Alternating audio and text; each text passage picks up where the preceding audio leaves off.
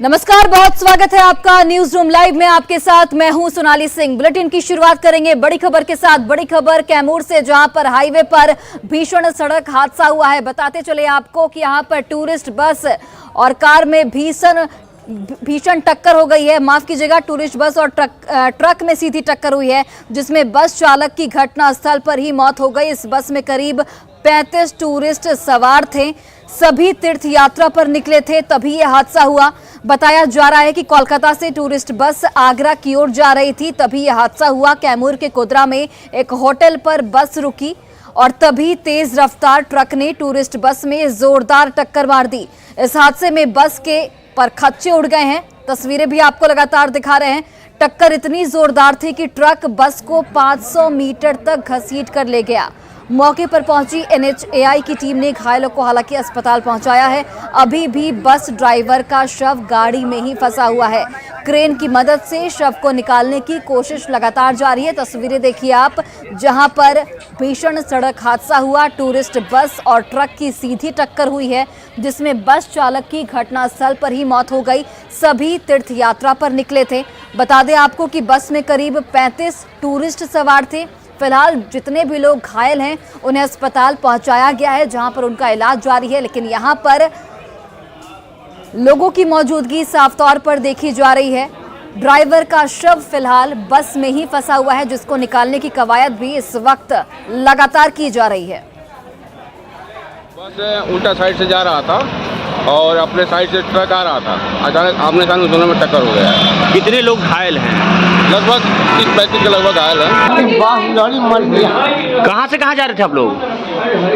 हम लोग अयोध्या जाएगा पुल। अयोध्या जा रहे थे? कहाँ से? कलकत्ता से। कलकत्ता से जा रहे थे? चिलबिली में लड़ गया।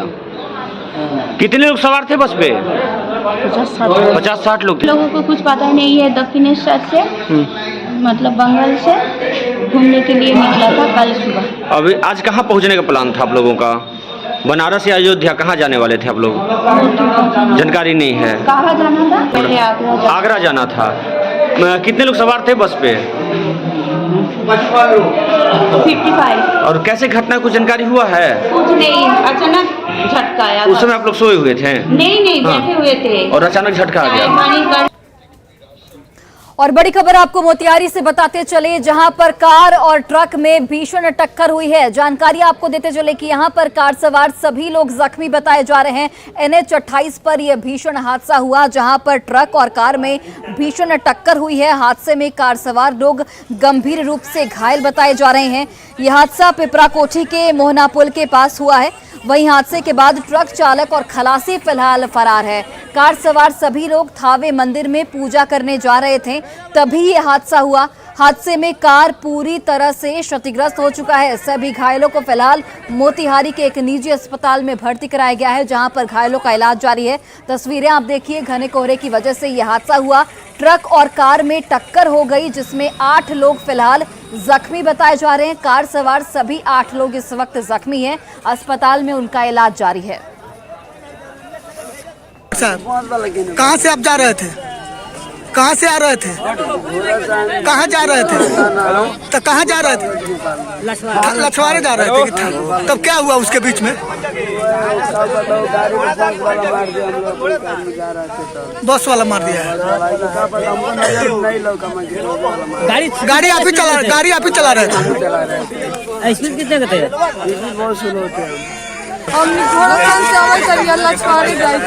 तब का भेला?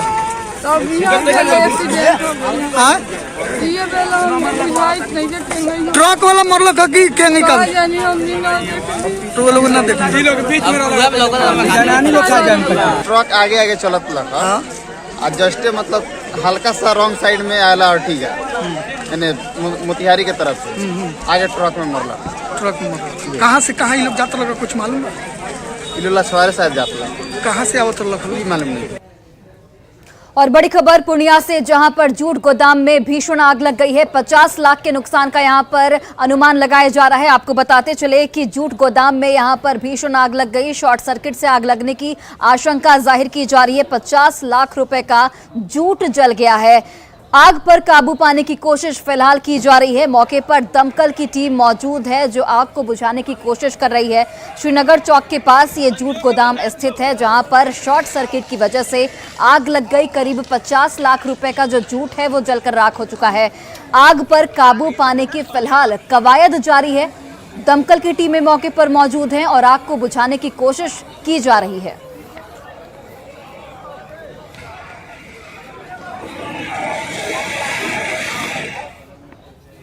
और देखिए, पूर्वी चंपारण में यूरिया खाद की कालाबाजारी धड़ल्ले से जारी है। आपको बताते चले कि यहां पर जब कृषि पदाधिकारी की ओर से सभी दुकानों में छापेमारी की गई तो यहां पर दुकानदारों की ओर से उन पर हमला किया गया।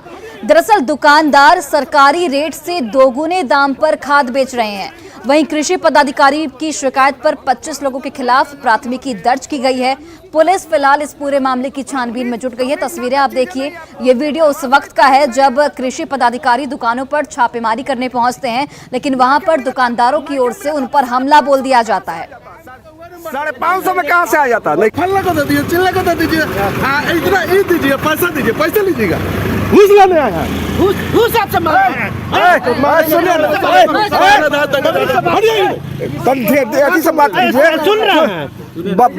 सुन रहे हैं, कितना अलंगारी बतिया, वैसा मत बतियाइए, मैंने ढंग से बतियाइए ना, बस हो गया। उसी तरह जी आप बात तमीज नाम का चीजें नहीं है आपको, थोड़ा सा भी तमीज नहीं है।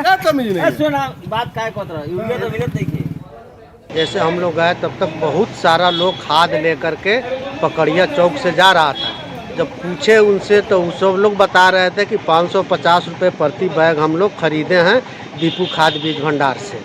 उसके बाद हम लोग पहुँचे दीपू खाद के पास, तो वहाँ पर जैसे हम लोग पूछे, वहाँ पर उस समय भी कुछ लोग लेकर जा रहा था यूरिया। जैसे पूछे कितना में लिए हैं तो 550 में। यही बात जब उनसे पूछे कि क्यों 550 में आप यूरिया बेच रहे हैं तो उसी पर वो भड़क गए। सरकारी दर कितना है? सरकारी दर 266 रुपये 50 पैसे है, और ये 266-50 के जगह पर 550 में बेच रहे थे। और अब आपको एक वायरल वीडियो दिखाते हैं जो कि पटना से सामने आया है। बताते चलिए आपको कि इस वायरल वीडियो में पटना के प्राइवेट स्कूल का एक गार्ड मौजूद है जो कि गुंडाई कर रहा है। वीडियो में साफ तौर पर देखा जा सकता है कि गार्ड एक घर में घुसता है, वहां पर तोड़फोड़ करता है, भद्दी गालियां देता है। स्कूल के गार्ड ने वीडियो बना रही महिला के साथ भी यहां पर बदसलूकी की है। पीड़ित परिवार ने पुलिस से इसकी शिकायत की है। फिलहाल पुलिस इस पूरे मामले की छानबीन में जुट गई है। अभी तक इस मामले में कोई कार्रवाई नहीं हुई है। इस वीडियो को देखकर अब सवाल उठ रहा है कि स्कूल के गार्ड को गुंडाई की इजाजत, उसकी अनुमति आखिर किसने दी? कब आरोपी गार्ड पर कार्रवाई की जाएगी? वीडियो आपके टीवी स्क्रीन पर जहां पर देखिए प्राइवेट स्कूल के गार्ड की गुंडाई देखने को मिली है। गार्ड एक घर में घुसता है, वहां पर तोड़फोड़ करता है, महिलाओं से बदसलूकी करता है, लेकिन अभी तक इस वीडियो के सामने आने के बाद भी गार्ड पर कोई कार्रवाई नहीं की गई है।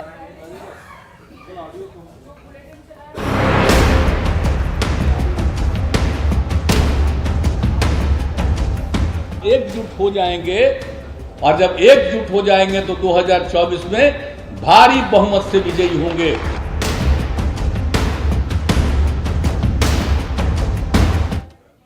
और पटना में कल जेडीयू की ओर से खुला अधिवेशन किया गया जिसमें पार्टी के तमाम बड़े नेताओं की ओर से एक संकल्प लिया गया। दरअसल ये संकल्प है 2024 में नीतीश कुमार को प्रधानमंत्री बनाने का। तो 2024 में नीतीश कुमार को देश का प्रधानमंत्री बनाने का जेडीयू के तमाम बड़े नेताओं की ओर से संकल्प लिया गया है। संजय कुमार झा यहां पर मुख्य तौर पर संकल्प लेते हुए नजर आए। उन्होंने कहा कि नीतीश कुमार 2024 में लाल किले पर तिरंगा झंडा फहराएंगे। पार्टी के दूसरे सीनियर नेताओं ने भी यही संकल्प दोहराया। पार्टी नेताओं का उत्साह देखकर सीएम नीतीश कुमार ने कहा कि अगर विपक्ष एकजुट हो जाए तो 2024 में बीजेपी को सत्ता से बेदखल करना मुश्किल नहीं है।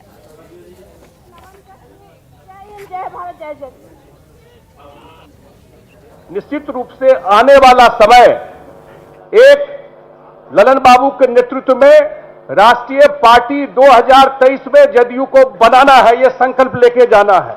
और दूसरा 2024 में लाल किला पर अपने नेता के द्वारा झंडा फहराना है। बहुत बहुत धन्यवाद। इसलिए हम समाजवादियों की विशेष जिम्मेदारी बनती है और हम एक सक्षम नेतृत्व नीतीश कुमार जी के साथ काम कर रहे हैं।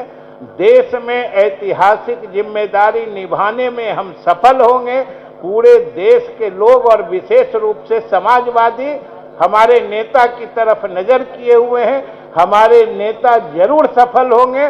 और हमने सब लोगों को यही सलाह दिया कि मिलजुल करके काम कीजिए।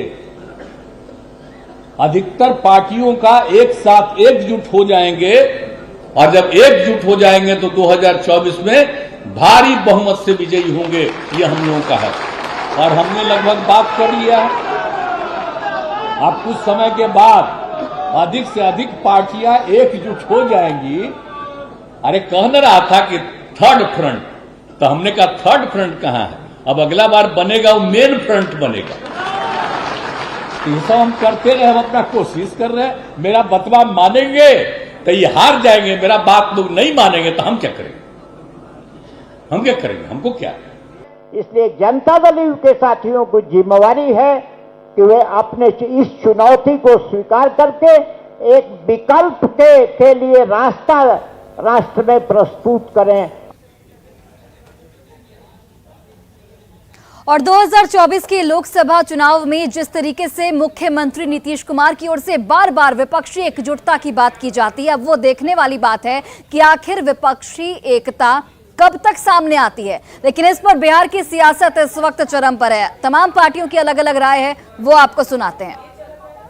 सर्टिफिकेट का भी वैल्यू अन्य कॉलेज स्कूलों के आप अपने मानसिक संतुलन को गड़बड़ा गए हैं। आप कब क्या आप बोलेंगे आपको खुद ही पता नहीं। आप अपने दिमाग का जांच कराइए। और उतना ही नहीं, अब बिहार में आप जिस गठबंधन में जाइएगा, जिस जगह पर प्रचार करने जाइएगा, उस जगह पे उस गठबंधन का हार होगा, उस व्यक्ति का हार होगा जिसका आप प्रचार करने चला जाइएगा।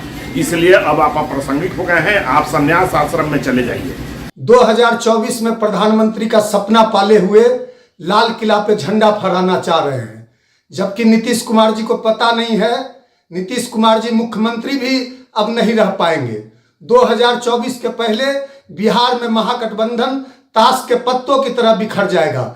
पार्टियों को एकजुट करने का मुहिम आदरणीय लालू प्रसाद जी, आदरणीय नीतीश कुमार जी ने चलाई है, वो 2024 में रंग लाएगी और बीजेपी का सुपड़ा साफ होना तय है। इसमें कहीं किसी को शक शंका नहीं होना चाहिए। जो जितने भी देश में पार्टियां हैं वो सारे माननीय मुख्यमंत्री नीतीश कुमार के साथ होंगे और एकजुट होकर भाजपा मुक्त भारत बनाएंगे। और 2024 लोकसभा चुनाव में नीतीश कुमार के साथ कौन कौन सी विपक्षी पार्टियां आती हैं, ये एक गंभीर सवाल है और बड़ा सवाल है। खासकर बिहार की राजनीति के मद्देनजर इसे काफी अहम माना जा रहा है। बिहार के कांग्रेस प्रदेश अध्यक्ष अखिलेश सिंह ने इस पर बयान दिया है और कहा है कि बिहार में इस वक्त महागठबंधन की सरकार है और 7 पार्टियां नीतीश कुमार के साथ हैं। कांग्रेस पार्टी भी उसमें एक पार्टी है जो कि 7 पार्टियों में शामिल है। राष्ट्रीय परिप्रेक्ष्य में कांग्रेस चाहती है कि बीजेपी को हटाना है। इसमें लालू प्रसाद, नीतीश कुमार सहित अन्य क्षेत्रीय पार्टियां भी शामिल है। विपक्षी पार्टियों को एकजुट करने की मुहिम में नीतीश कुमार अभी आए हैं, लेकिन कांग्रेस इस मुहिम में पहले से लगी हुई है। 2024 में विपक्ष की ओर से उम्मीदवार कौन होगा, यह फैसला आज नहीं हो सकता। जो बड़ी पार्टियां तय करेंगी, मिलजुल कर उस पर फैसला लिया जाएगा। जदयू के खुला अधिवेशन में नीतीश कुमार के दिल्ली में जाकर राजनीति करने और लाल किला पर झंडा फहराने तक की बात की गई। हमारे साथ कांग्रेस के प्रदेश अध्यक्ष अखिलेश सिंह मौजूद हैं। अध्यक्ष जी, ये बताइए कि 2024 में जो मुहिम नीतीश कुमार चला रहे हैं और जदयू ने जो कल ऐलान किया है, 2024 में नीतीश कुमार के साथ कौन कौन लोग मजबूती के साथ खड़ा होंगे? अभी तो महागठबंधन है। महागठबंधन की 7 पार्टियां नीतीश कुमार जी को यहाँ सपोर्ट कर रही हैं। उसमें कांग्रेस पार्टी भी शामिल है, तो उसमें तो कोई बात है नहीं। लेकिन अब वो तो जो जनता दल यू का कल क्या फैसला हुआ है मुझे नहीं मालूम, लेकिन राष्ट्रीय परिप्रेक्ष्य में ये तो सच है कि कांग्रेस पार्टी चाहती है भारतीय जनता पार्टी को हटा। जो नीतीश कुमार विपक्षी ताकतों को एकजुट करना चाहते हैं, उसमें कांग्रेस का साथ कितना मिलेगा नीतीश कुमार को 2024? कांग्रेस तो पहले से इसमें लगी हुई है। नीतीश जी तो अभी आए हैं, कांग्रेस पार्टी तो चाहती ही है, तो इसमें कांग्रेस का स्टैंड इधर उधर क्या होगा? नेता कौन होगा, इस पर भी चर्चा की जा रही है, क्योंकि जदयू के लोग कहते हैं कि नीतीश कुमार ही लाल किले पे तिरंगा झंडा फहराएंगे। अरे भाई, तो अब ये फैसला आज होने वाला है। आप लोग भी तो न्यूज बनाने के लिए कुछ कुछ पूछते हैं। ये तो जब लोकसभा का चुनाव होगा उस समय होगा, जो बड़ी पार्टी होगी वो सब मिलजुल के सब फैसला करेंगे। तो बिल्कुल फैसला 2024 में होगा, लेकिन अखिलेश सिंह ने साफ कर दिया है कि महागठबंधन के तमाम जो घटक दल हैं वो एक साथ मजबूती के से खड़े हैं। कैमरा पर्सन अजय दुबे के साथ शैलेंद्र, न्यूज 18 पटना। और झारखंड कांग्रेस के प्रदेश गठन के साथ ही आपको बताते चले कि नया विवाद शुरू हो गया है। इस कमेटी के गठन के साथ 3 प्रदेश महासचिव ने इस्तीफा दे दिया है और झारखंड की जो सियासत है उसके मद्देनजर कांग्रेस में लगातार हलचल देखने को मिलती है और अब जो निशाना है वो कांग्रेस के शीर्ष नेतृत्व पर आ गया है। इस रिपोर्ट को देखिए।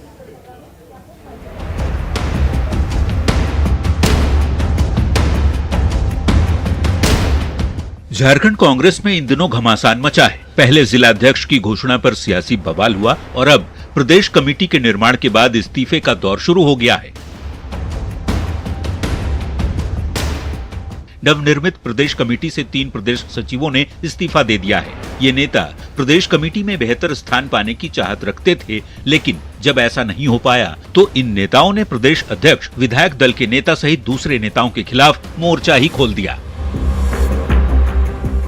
32 सालों तक कांग्रेस का सच्चा सिपाही बनकर संगठन को मजबूत करने वाले सुनील सिंह ने कांग्रेस के प्रदेश अध्यक्ष से लेकर तमाम नेताओं की पोल खोल दी। उसमें निर्णय लिया गया था, एक व्यक्ति एक पद। अगर 5 वर्ष तक कोई व्यक्ति संगठन में काम करेगा उसको 5 वर्ष के बाद मौका नहीं मिलेगा। फिर राजेश ठाकुर प्रदेश अध्यक्ष भी हैं और मंत्री का स्टेटस कैसे ले लिया। आलमगीर साहब स्वतः हमारे विधान सीएलपी नेता भी हैं, मंत्री भी हैं। उनका बेटा तनवीर आलम जनरल सेक्रेटरी भी बना और पीसीसी का डेलीगेट्स भी है। साथ ही जब इस तरह की बात होगी, ब्रजेंद्र सिंह जी हमारे कांग्रेस के जेपीसीसी अनुशासन समिति के चेयरमैन भी हैं, धनबाद विश्व सूत्री के उपाध्यक्ष भी हैं और हमारे वर्तमान जो घोषित हुआ है उसमें उपाध्यक्ष भी हैं। एक प्रवक्ता भी, एक महासचिव भी है। सुनील सिंह ने प्रदेश प्रभारी अविनाश पांडे की भूमिका पर सवाल खड़े किए। सुनील तो यहां तक कह रहे हैं कि वे 2024 में कांग्रेस को प्रदेश में 0 पर ले जाने की तैयारी में हैं। अविनाश पांडे जी जो हमारे प्रभारी हैं वो जबरदस्त रूप से झारखंड की धरती पर जातिगत फैलाए हुए हैं और कांग्रेस को 2024 में 0 पर ले जाना चाहते हैं प्रदेश अध्यक्ष ठाकुर जी और अविनाश पांडे। इसलिए मैं बात कर रहा हूं कि अजय दुबे जी 2014 में लोकसभा का चुनाव धनबाद से कांग्रेस पार्टी का लड़ा। आप कहीं से भी उठा के दे लीजिए, अगर वो आदमी सक्रिय हो तो उसको कोऑर्डिनेशन कमेटी जब बनाया तो उसमें भी उनको सदस्य बनाया, उनको रामगढ़ का संयोजक बना दिया और उनको इस कमेटी में भी रख दिया। वहीं प्रदेश कमेटी से इस्तीफा देने वाले मयूर शेखर झा ने ट्वीट कर निशाना साधा है। मयूर शेखर झा ने कहा कि वो राजनीतिक रूप से भ्रष्ट और समझौता करने वाले नेतृत्व में नैतिक रूप से काम करने में सहज नहीं है। प्रदेश कमेटी से इस्तीफा देने वालों में मयूर शेख झा, साधु शरण गोप और सुनील सिंह शामिल हैं। वहीं प्रदेश कमेटी से 3 नेताओं के इस्तीफे के बाद कांग्रेस में कोहराम मच गया है। जम्बो प्रदेश कमेटी में 197 नेताओं के नाम शामिल हैं। पूरे मामले में प्रदेश कांग्रेस अध्यक्ष सफाई देते फिर रहे हैं। 6 वर्षों के बाद ये कमेटी बनी है तो लोगों के एक्सपेक्टेशंस बहुत हैं कि भाई सभी लोगों ने काम किया है तो अपने अपने तरीके से उनकी उम्मीद है कि, और चूंकि मैं कार्यकर्ताओं के बीच में रहा हूं तो एक हर कार्यकर्ता को उम्मीद करता है हमसे कि हम प्रदेश कांग्रेस कमेटी में रहें या जिला अध्यक्ष बने। हमने पूरा प्रयास किया कि सभी लोगों को साथ लेकर के चलने का। फिर भी किसी को कोई ऐतराज है तो ठीक है, वो अपनी समझ से उनको ऐतराज हो सकता है, लेकिन हमारा ये मानना है कि सभी लोगों को हमने काम करने का मौका दिया है। ज़्यादा बढ़ी हुई है इसलिए थोड़ी परेशानी जरूर आई है, लेकिन इससे कोई फर्क नहीं पड़ता। अभी ऐसे तमाम कई चीज़ें हैं जिसका गठन होना है, वैसे लोगों को उसमें जगह दी जाएगी। सुनील सिंह के साथ ही मयूर शेखर झा और साधु शरण गोप ने अपना इस्तीफा प्रदेश प्रभारी को भेज दिया है। सोशल मीडिया पर कई तरह के पोस्ट डाले जा रहे हैं। कुल मिलाकर कांग्रेस के भीतर घमासान थमता नजर नहीं आ रहा। ऐसे में साल 2024 में कांग्रेस के मिशन पर भी अभी से सवाल उठ रहे हैं। न्यूज 18 के लिए रांची से अविनाश कुमार की रिपोर्ट।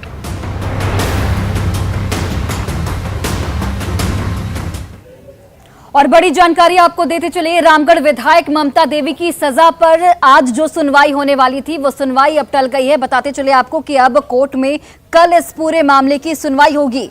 दरअसल एक वकील के निधन के बाद आज कोर्ट की कार्रवाई नहीं हो रही है, जिसके बाद मामले की अगली सुनवाई कल के लिए कोर्ट ने तय की है।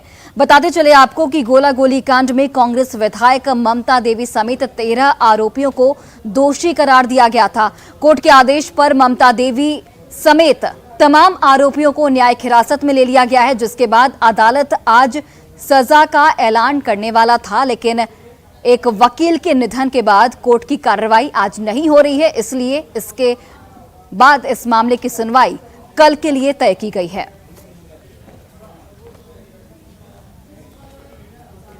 और मनी लॉन्ड्रिंग के आरोप में फंसी आईएएस अधिकारी पूजा सिंघल की जमानत याचिका पर आज सुप्रीम कोर्ट में सुनवाई होने वाली है। तो बताते चले कि आज पूजा सिंघल के लिए बहुत ही महत्वपूर्ण दिन। झारखंड के खूंटी में हुए मनरेगा घोटाला मामले में ईडी ने पूजा सिंघल को इसी साल 11 मई को गिरफ्तार किया था। ईडी की कार्रवाई में इनके सहयोगी सीए सुमन गिरफ्तार किए गए थे। ईडी की कार्रवाई में यहां से करीब 19 करोड़ रुपए भी बरामद किए गए थे। झारखंड हाईकोर्ट ने पूजा सिंघल को जमानत देने से इनकार करते हुए याचिका खारिज कर दी थी। हाईकोर्ट ने अपने आदेश में कहा था कि भ्रष्टाचार में लिप्त एक आईएएस अधिकारी को जमानत देने का कोई आधार नहीं बनता है, इसलिए पूजा सिंघल की जमानत याचिका खारिज की जाती है। पूजा सिंघल ने इसके बाद झारखंड हाईकोर्ट के फैसले को सुप्रीम कोर्ट में चुनौती दी थी, जिस पर आज एक अहम सुनवाई होने वाली है।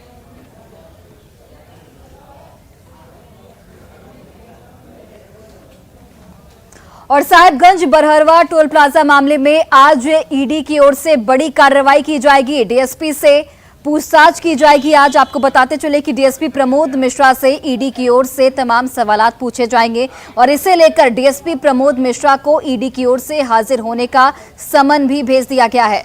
पूरा मामला साहिबगंज बरहरवा टोल विवाद से जुड़ा है, जिसमें प्राथमिकी दर्ज होने के बाद मंत्री आलमगीर आलम और कारोबारी पंकज मिश्रा को 24 घंटे के अंदर क्लीन चिट दे दी गई थी। अधिक जानकारी इस पर दे रहे हैं हमारे सहयोगी संजय कुमार सिन्हा।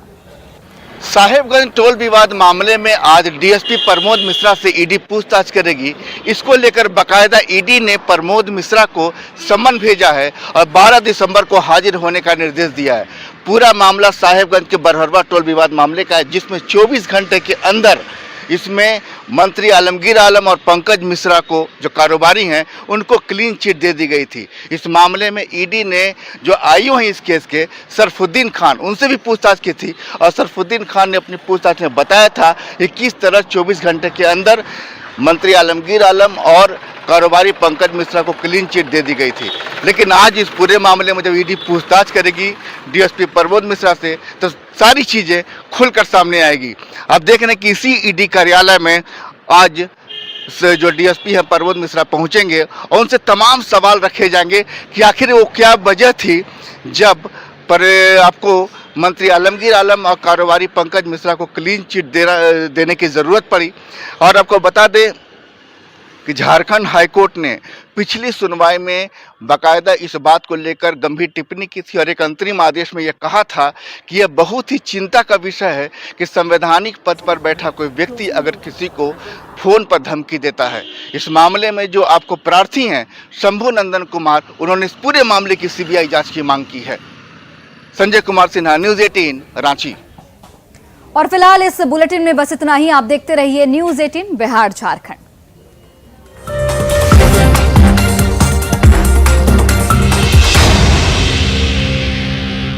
न्यूज़ 18 3 घंटे